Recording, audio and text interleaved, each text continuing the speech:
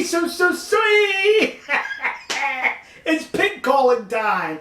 When it's hog calling time in Nebraska. Here we are, folks. 2 articles I'm going to cover with you today. Little bitty articles about the pigs. The Republican governor of New Jersey, Governor Chris Christie, he vetoed legislation that would have outlawed certain cages that house pigs. They're claiming that these cages are cruel to stuff the pigs into. That's it, kids. Cruelty to the bacon and the sausage. Well, the governor vetoed it, and he said that those cages are hardly or rarely used in the state of New Jersey. Well, the opponent said, see, the reason why he vetoed it, because he's looking for his friends in Iowa. But he's in New Jersey. His friends in Iowa due to an Iowa primary for when he wants to run for president. He never announced he's going to run for president. He's playing politics with these pigs. Really? In other words, they're accusing him of trying to satisfy a group outside the state in Iowa. You know who these activists are that went into New Jersey to try to get this legislation passed? Activists from outside of New Jersey. He's basically saying, Chris Christie, leave this to the people in New Jersey to decide. And you folks from out of New Jersey, get lost, will you? Now we got another story about pigs, or pig. This is another example of the Americans with Disabilities Act being abused in these United States of America. Some lady brought on a plane with her a pig. I heard that. Cut it out. And she put up, well, I get so many jokes in. She put up a pig. A real life pig, kids. Well, the passengers were complaining because she had the pig in the aisle, and one of them said the pig was hogging up the aisle. That's what. The pig hogging up the aisle. It stunk. So they had to ask the lady to leave with the pig. Boy, if this wasn't on YouTube, the jokes I could be telling. See, she said that she needed the pig because it provided emotional support for her. See, according with this act that was passed allowing such animals, also, if she wanted to, she could have brought a small horse on board because that's considered a comfort animal also per the law. You see how political correctness in these here United States has gone absolutely lunatic? You could bring a pig or a horse on a plane? I flew recently from Los Angeles to Dallas on a low-cost airline. And believe me, I expected to see goats also. We'll see you. God bless you. God bless America. And God bless the nation you happen to be in. See you.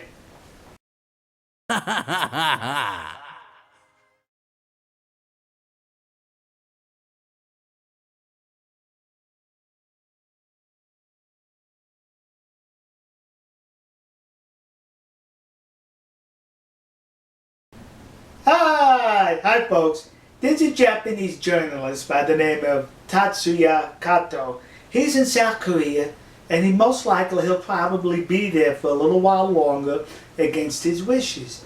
He's being told he's not allowed to leave the country, and I think he's under house arrest. Now, what did he do to cause this? To cause him to have legal problems, this Japanese journalist in South Korea? Why, what he did was he impugned the honor of the president of South Korea, President Park. Now, what did he do? What did he say that impugned her honor? Did he call her a Democrat? Gee! Hey! That's a hanging offense, partner, to be called one of them there Democrats. No, he did not do that. He read a South Korean newspaper that reported on her activities that wasn't exactly flattering to her, and he just re-reported what he wrote.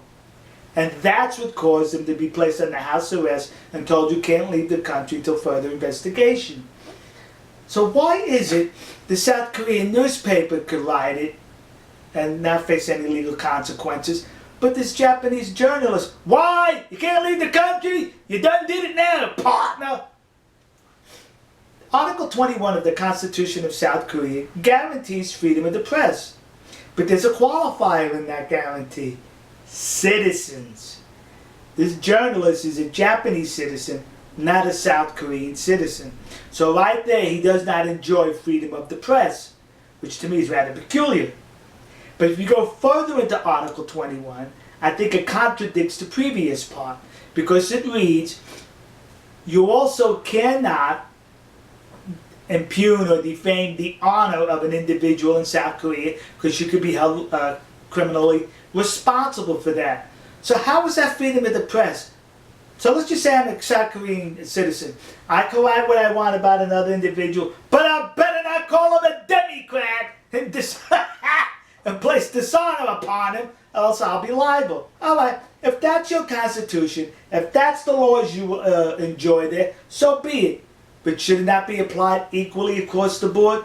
Should not the South Korean newspaper, who are citizens of the country, who enjoy freedom of the press, but further into the article, they wrote something that questioned the honor of the president, which he was being held responsible for. Why aren't they being held responsible for? Do we have two systems of justice there?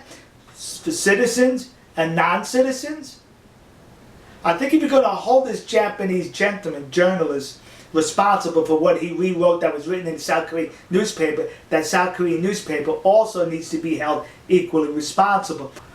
But as a journalist, if I'm going into another country, it is incumbent upon me to know what the laws are of that country in reference to freedom of the press, and in this situation, so-called freedom of the press. You know, folks, I criticize these here United States of America a lot in my videos, but I thank God I'm a citizen here in this country. I insult President Obama a whole lot, President Clinton, Hillary Rotten Clinton, and I am not in violation of any laws as long as I'm not threatening. And that kind of freedom I enjoy here. Now, I'm not saying you South Koreans are in error for having a constitution that's written like that. I would not find it acceptable. But if you find it acceptable, so be it. That's your constitution. You have to live under those laws. What's not acceptable is it's not being equally applied. And there's where the fault lies. Hi, folks. We'll see you. God bless you. God bless America. And thank God I'm here. And God bless the nation you happen to be in. See ya.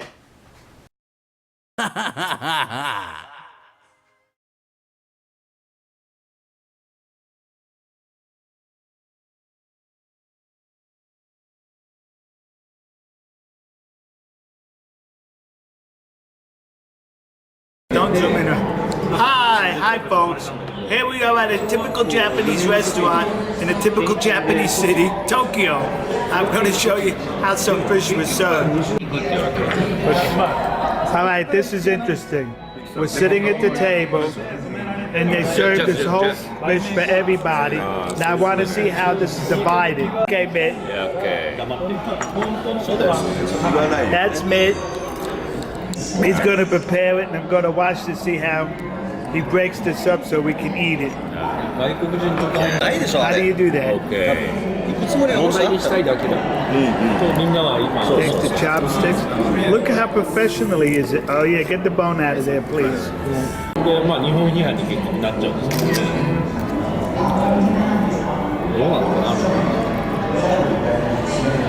Wow. Does it have to do the same thing on this side? Yeah, I will take it. Okay. I'm doing better than he does. That's because you've been Japanese longer than him. Yeah, that's right. Really longer than him. Right. And you have to like take like this. Okay? Right. Yeah. You can take it easy. Okay. Yeah. Shoot, break it up for us. Yeah, of course. Yeah. Thank you. Yeah. Arigato. That's how you do it. You claim ignorance, and then some polite, kind Japanese person takes care of it for you. Arigato. There you go. Now the downside to this is I'm not going to learn how to do it.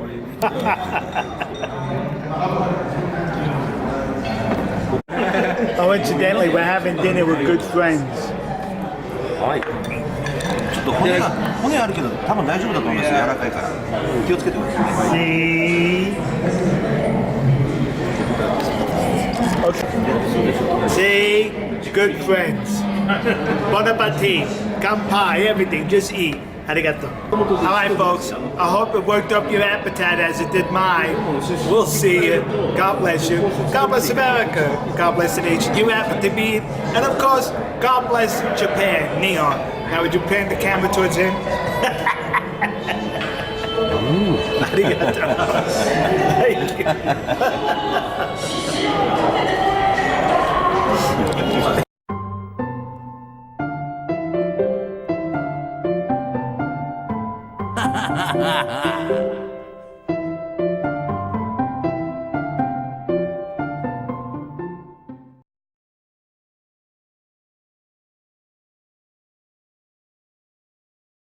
Hi folks. Well, our good friends in Okinawa, Japan, are seeing a lot of activity recently. There's approximately 18 United States military bases on the island of Okinawa. And one of them seems to, among all the others, seems to be a real sore point among some people in Okinawa, and that's the U.S. Marine base in that one. That base, I wish I could say it, but anyway, seems to be a point of contention. So they're going to move the facilities to another area called Camp Schwab. There's where the problem lies, so says they. So there have been a lot of demonstrations. According to the New York Times, one of the largest, over 2,000 people have protested, and there's been some arrests that have been made. You don't need to move to a Marine base there. Marines go home. Or Yankee go home. That's me, kids. Yankee Tony. I did go home. I am home. Anyway, now listen to me. Strategically, those bases are really important for the security of Japan as well as the Asia. Allow me. Because the commies in China have territorial disputes with almost all their neighbors, and they're rather aggressive. The commies in China want those bases off the island of Okinawa so they can be able to continue their belligerent behavior without a fast response from the United States. So, yes, there are people in Okinawa, Japanese citizens, who really do have a concern about those bases, who have a legitimate concern, and you can most likely and probably agree with them. But they're being exploited by the commies in China. The commies in China have the agitators in Okinawa exploiting the emotions of some of the people in Okinawa. So they're being exploited for strategic purposes for the commies in China. Thank God there are a whole lot of Okinawans who counter these protests, who enjoy the United States military there, appreciate the security it brings to the region. And to those good people, thank you very much. Domo arigato gozaimasu. What I liked about one of the photographs was this. Yeah! Lying in the street to block a vehicle. Gee! I think they got that from Sea Shepherd. Because Sea Shepherd used to do that in Taiji. See? Like-minded people think alike. The commies in China and those despicable people and that cult group eco-terrorists, the clowns of the floating circus, Sea Shepherd. See how I always managed to bring Sea Shepherd into the picture? We'll see you. God bless you. God bless America. God bless the nation you happen to be. God bless our good friends and trusted allies in the land of the rising sun, Nihon Koku, and especially our good friends in Okinawa. See ya.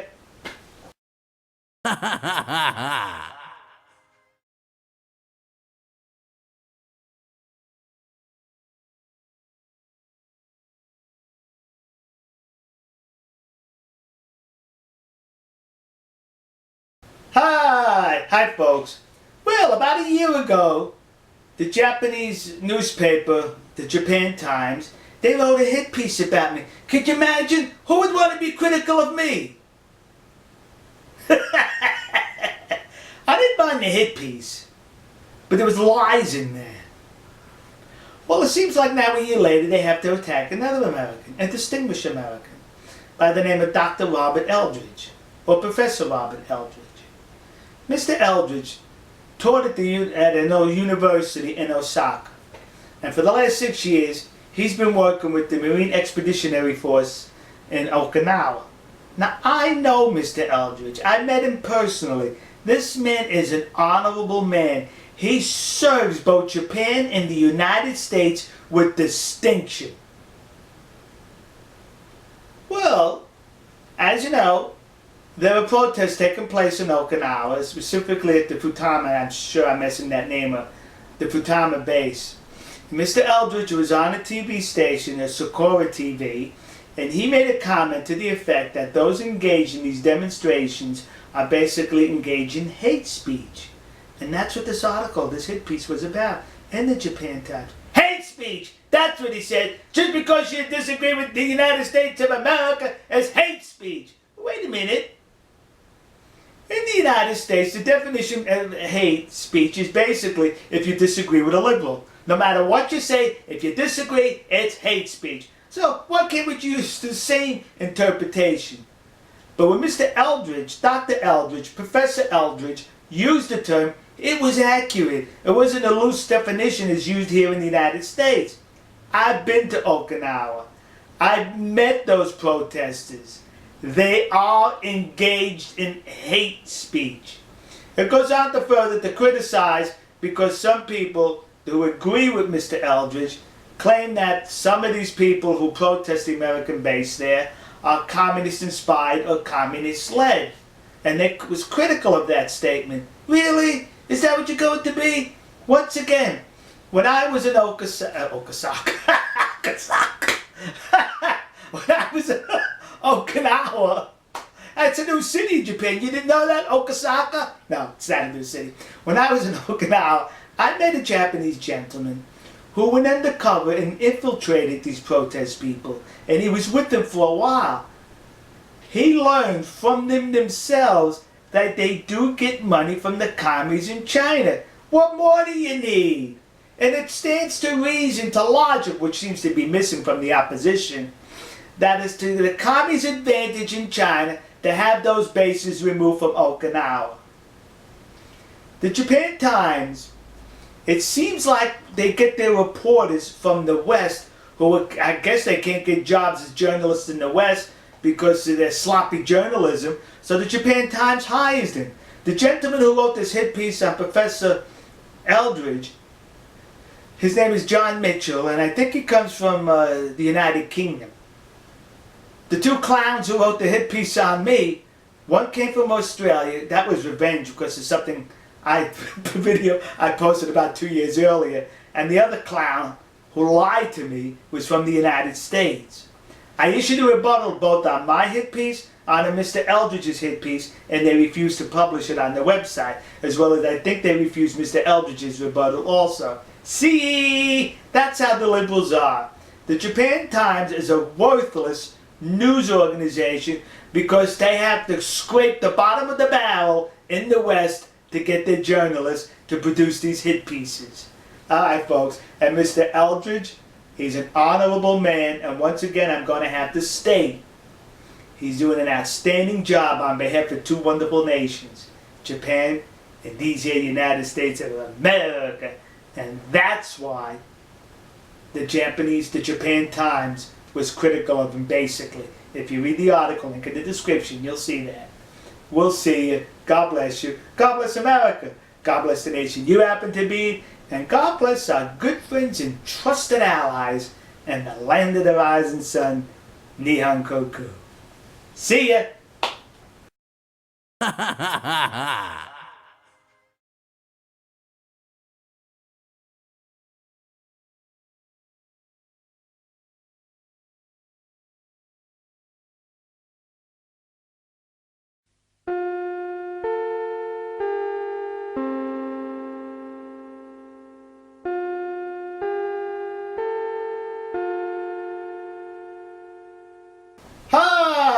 Hi folks. Well, another edition of Why I Love Japan.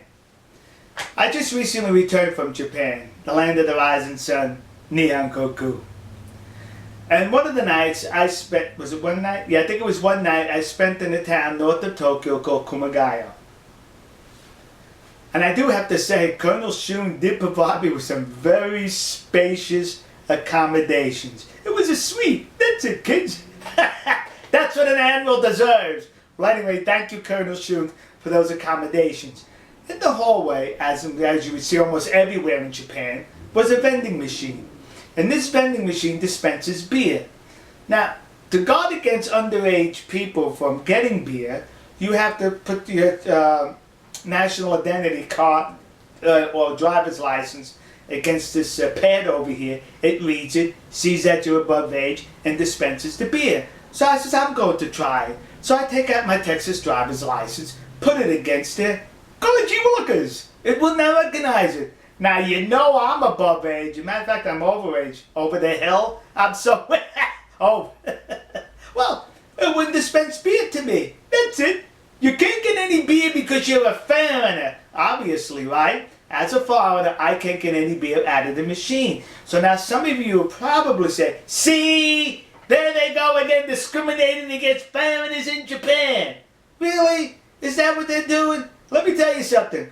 I am delighted that I was not able to get beer out of that machine, or that other foreigners are not able to get beer out of that machine, because the last thing Japan needs is drunken foreigners roaming the streets. But they're a menace. Hey, I've been to Japan on numerous times, traveled the whole length and breadth of the country. Never once did I come across a drunk Japanese person. And I've been to dinners and luncheons where the sake was flowing all over the place. But I never came across any Japanese person drunk. Now, that's not to say they don't get drunk. Of course they get drunk. But I didn't come across it. But the one drunk I came across in all my travels, you know where he was from? He was one of them there foreigners from Sweden. How do I know that? Because he was traveling with us or walking with us through Dotonbori in Osaka saying, I'm from Sweden. I'm from Sweden. Oh, was that guy annoying? More annoying than me. Give you an idea how annoying he was.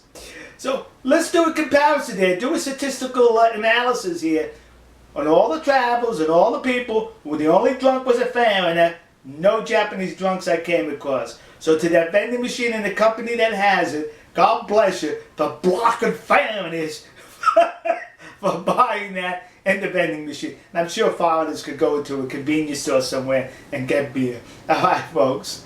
We'll see you. God bless you. God bless America. And God bless the nation you happen to know. And God bless our trusted friends and allies in the land of the rising sun, Nihon. Please, folks, if you have the opportunity, make a visit to Japan.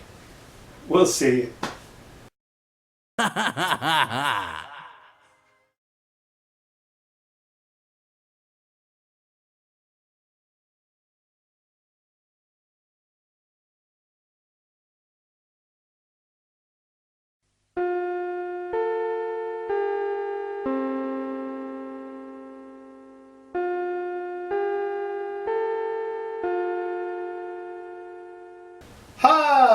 Hi folks. Well, you know that Save the Dolphin crowd, those people who support Sea Shepherd's activities in Taiji, Japan, those emotional wrecks. Well, they're proving to everybody what pathetic, disgusting people they are. Prime Minister Abe of Japan, he has a Facebook page where he posts updates of his activities and his country's activities. And recently he's been posting updates in reference to the terrorist activities and the beheadings that happened. So now what do these emotional wrecks who want to save the dolphins from being harvested, what have they done? They've gone to these postings and left comments, disgusting comments, because they are concerned about the dolphins and not about the Japanese people. I'll have a link to the Prime Minister's Facebook page in the description. Click on it. On any one of his postings below is the word comment. Click on it and other comments would appear. And you will read the disgusting comments left by disgusting people who are emotional wrecks. It's rather hateful. The Prime Minister is reporting on the tragic situation, the activities that have befallen his nation, and they see nothing, these Save the Dolphin people, nothing but criticism and hate towards Japan at this time. You see, folks, they're taking the lead from this cult leader himself, Criminal Watson. March 11, 2011, when the earthquake tsunami slammed into Japan, why, what did the criminal do? He posted a a poem citing it was Neptune's revenge, that earthquake tsunami. So now this time so far he has not written anything as disgusting. Well, that's not because he's had an epiphany, not because he thinks it's rude to do so. He does not have to do it because his minions are doing it for him. They took the lead from the cult leader himself and now doing his dirty work. See? Very simple. To the good folks in Japan, please do not allow these morons to upset you because they are basically disturbed emotional wrecks. Do what we do. We laugh at Sea Shepherd. Laugh at them. If you see any of them in Japan, please, just point your finger at them and laugh. Don't think by ignoring them they're going to go away. They're going to continue to come into Taiji. Just point and laugh at them. We did that in the Faroe Islands. We did that in Taiji. We did that in San Diego. Wherever we come across these clowns, we laugh at them because that's what you do with clowns. You laugh at them. Do not take them serious because these are disgusting people. Alright, folks. They exploit a tragic event to pursue their own agenda. Now tell me that's not disgusting. We'll see you. God bless you. God bless America. God bless the nation you happen to be in. And God bless our good friends and trusted allies in the land of the rising sun, Neon. See ya.